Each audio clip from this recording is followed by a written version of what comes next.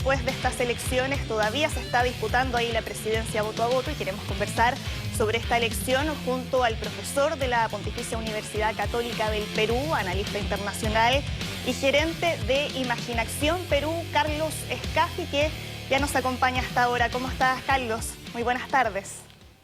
Hola Soledad, ¿cómo estás? Un saludo hacia ti y hacia los miembros del equipo. Sí, gracias por conversar con nosotros, Carlos. Estamos ahí obviamente siguiendo con mucha expectación lo que está pasando ahora en Perú, pero ahí ya varios están preguntando quién ganó finalmente. Y lo que vimos primero es que Keiko Fujimori corría con ventaja, después esa diferencia se dio vuelta, ahora es Pedro Castillo quien va primero, con una diferencia todavía muy estrecha, pero con los votos que falta todavía por contar. Entiendo que todavía falta por contabilizar votación rural, al igual que el voto en el extranjero. Según eso, ¿debiéramos ver un cambio en la tendencia? ¿Podría eventualmente Keiko Fujimori retomar el primer lugar o más bien lo que debiéramos ver es que Pedro Castillo siga ampliando ahí su ventaja?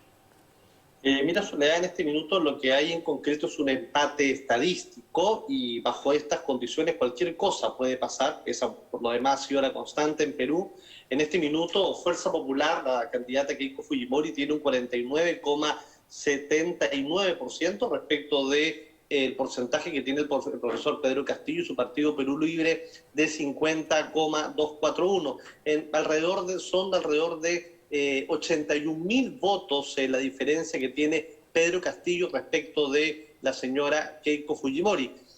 Sin embargo, en efecto, no necesariamente están considerados el grueso de los votos del exterior. En el exterior aproximadamente la población electoral de peruanos es alrededor de 1 millón y se dice, porque no hay aún data certera, de que votaron aproximadamente entre 500 y 550.000 y de ese monto entre un 60 o 65% favorecería de ese porcentaje a la señora Keiko Fujimori. Por ello te digo que en este minuto hay mucha cautela por ambos candidatos respecto de pronunciarse y efectuar algún eventual triunfo, toda vez que, si bien es cierto, el porcentaje de actas procesadas es bastante alto, vamos en un 95,6%, aún queda mucho pan por rebanar. Esta es una elección en la que se decide voto a voto, lo cual además genera no solamente preocupación, no solamente ansiedad, incertidumbre, sino también algo que no puede pasar inadvertido, que es la irritación del votante de Pedro Castillo, un votante que, si bien es cierto, sigue el profesor Pedro Castillo básicamente por el discurso que él tenía, un discurso en el que promueve una vertiente distributiva, pero más allá de eso, que visibiliza al peruano delante, visibiliza a un peruano que no necesariamente sentía que el Estado se acercaba y que hoy en este profesor ve una tremenda oportunidad. Y bueno, claramente la preocupación y el análisis que tiene es que dice por qué necesariamente la OMPE dilata tanto este proceso. O sea, obviamente no hay un mayor análisis en profundidad. De darse la situación de que la señora Keiko Fujimori revirtiera este resultado, se imponga por el profesor Pedro Castillo, generaría, yo te diría que más allá de una manifestación social, sería una manifestación con mucha eventual indignación y mucha...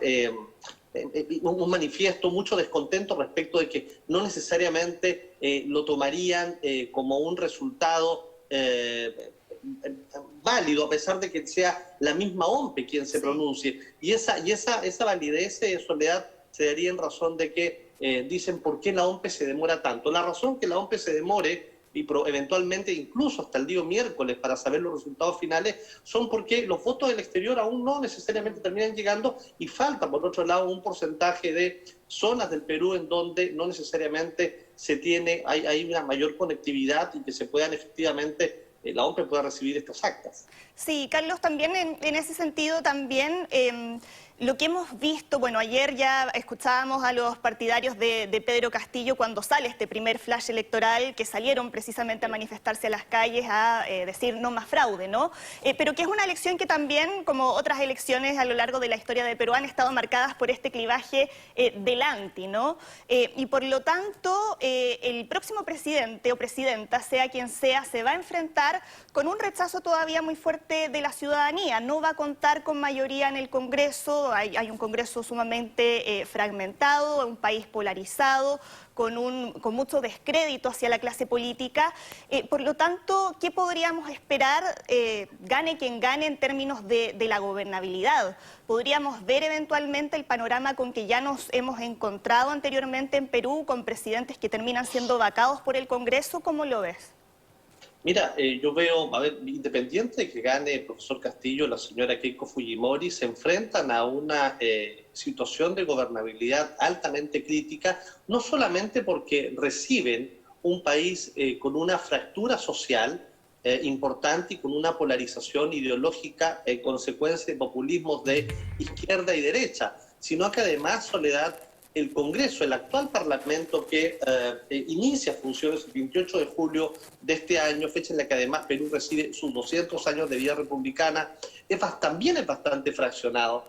Tiene alrededor de 11 agrupaciones políticas. Perú Libre, el partido del profesor Castillo, tiene 37 curules, 37 congresistas, versus el partido de Fuerza Popular de la señora Fujimori, 22. Entonces, no me llamaría la atención a mí que en efecto al segundo año de gobierno de cualquiera de los dos se geste una moción de vacancia, tal cual ocurrió con Kuczynski, Vizcarra, y finalmente terminó renunciando, y el breve presidente que tuvo este país, el actual congresista Manuel Benigno de Lama, que duró 5 días. La gobernabilidad va a seguir siendo un factor altamente crítico, como te decía, básicamente por las condiciones que se están dando en este minuto, condiciones que además si uno analiza un poquito académicamente y busca explicaciones, uno puede pues recoger lo que dice Huntington al respecto cuando señala que estos populismos carismáticos nacen precisamente pos un fuerte periodo de crisis o movilización social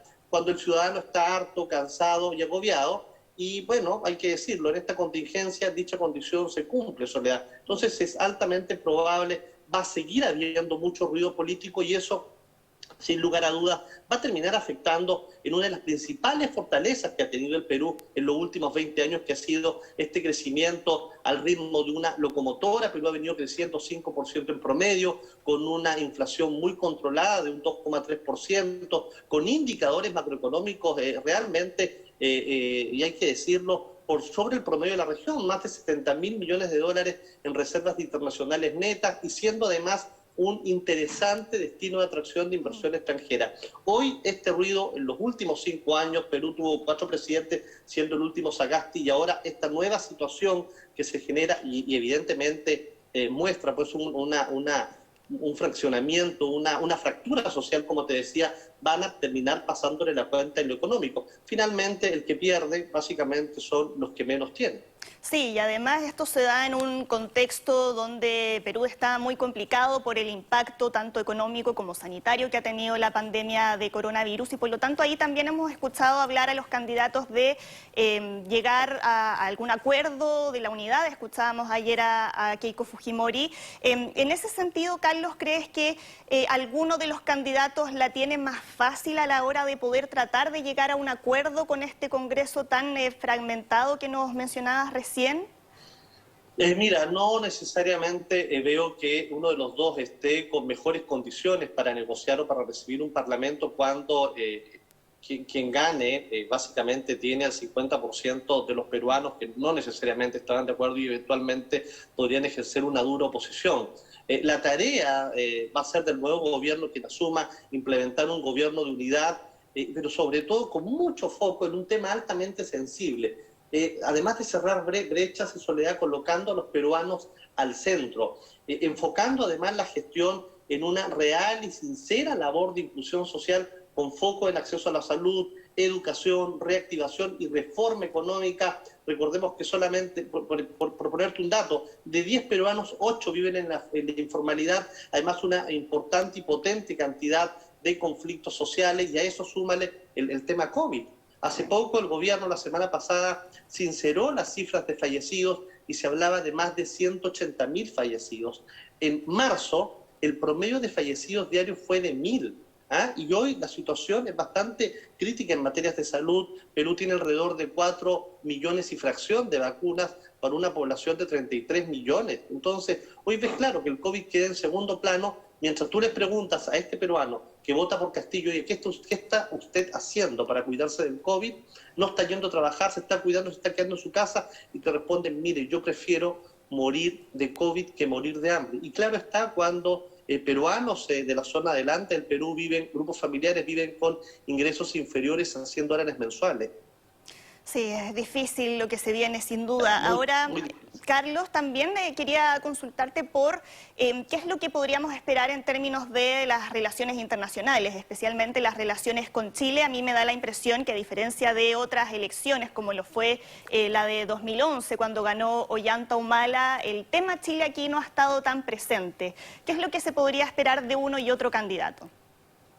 Mira, bueno, primero decirte que yo soy chileno, tengo mucho tiempo en Perú y he estado vinculado al asunto que tú me mencionas. Y antes de entrar en materia respecto de la relación bilateral, señalarte y reiterar que Perú se ha convertido en los últimos años en un importante destino de inversión extranjera. Y si bien Chile no es el principal país inversor en Perú, es uno de los destinos más visibles. La inversión chilena en Perú es muy visible, y visible básicamente por las marcas que están acá, que son ampliamente conocidas. Entonces, en respecto de la relación bilateral, de la relación con Chile, la gran preocupación que podría tener, en este caso, eventualmente nuestro gobierno y, por cierto, nuestros empresarios, recordemos que Chile tiene invertido en Perú más de 20.000 millones de dólares, hay más de 800 empresas chilenas instaladas en Perú, 70% de ellas vinculadas a servicios, y además un intercambio comercial muy rico, muy fluido, que en su mejor momento llegó sobre los 3.000 millones de dólares y hoy está en alrededor de 2.300 millones. ¿Cuál es la principal preocupación? Lo que ha dicho el profesor Castillo en su plan de gobierno, que él eventualmente revisaría los acuerdos comerciales y convenios internacionales que tiene Perú. Eso sin duda para Chile sería un tema de alta sensibilidad cuando el principal instrumento jurídico, de certeza jurídica que existe entre ambos gobiernos es el acuerdo de libre comercio entre Chile y Perú, que se sustenta en el acuerdo de complementación económica en el ACE 38. Entonces, estas situaciones, y además lo señalado por el profesor Castillo respecto de que revisaría y analizaría a aquellos contratos de empresas que operan en sectores estratégicos, particularmente actividades extractivas como la minería, pesca, el sector de transportes, telecomunicaciones, donde también hay empresas chilenas, genera ruido, genera nerviosismo, te reitero, no solamente para Chile, sino además para los inversores extranjeros en Perú. Ahí la clave va a ser entender la gran diferencia con la que se enfocan las relaciones, y eventualmente en un gobierno del profesor Castillo entender lo relacional de Perú versus lo transaccional de Chile. Además decirte pues lo rico que es la relación en cuanto a aspectos socioculturales que tiene Chile con Perú y Perú con Chile. Ambos países ya no se miran por el espejo retrovisor, es una relación muy profunda, muy madura, pero además con un importante grado respecto en cuanto a lo equitativo. Perú tiene, por ejemplo, invertido en Chile más de 10.000 millones de dólares. Entonces, y finalmente los que sufren pues también por esto es el comercio de menor cuantía. Sí. Carlos Escafi, muchas gracias por compartir tu mirada con nosotros aquí en Mundo Plus, por tu tiempo y por haber conversado con nosotros. Que estés muy bien. Soledad, encantado, un placer, cuando lo requieran. Gracias. Buenas tardes. Adiós. Chao, chao.